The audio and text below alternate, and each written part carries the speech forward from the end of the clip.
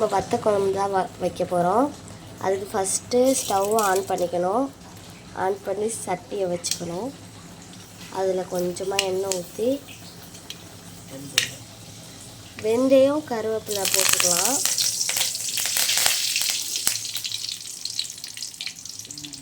சின்ன வெங்காயம், பூண்டு, பெருங்காயத்தூள் கொஞ்சம் போட்டு நல்லா வதக்கிக்கலாம். இப்போ கொஞ்சம் தக்காளி, 2 தக்காளி,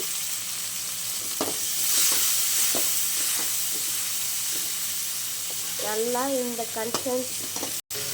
நல்லா இது மாதிரி வதங்கினோன்னே 3 ஸ்பூன் மல்லித்தூள், 1 ஸ்பூன் மிளகாய்த்தூள் அதை போட்டு நல்லா வதக்கிக்கணும்.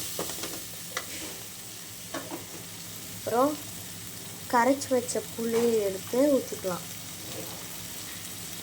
இது நல்லா வதங்கணும். இப்போ கரைச்சி வச்ச புளி கொஞ்சம் ஊற்றிக்கலாம்.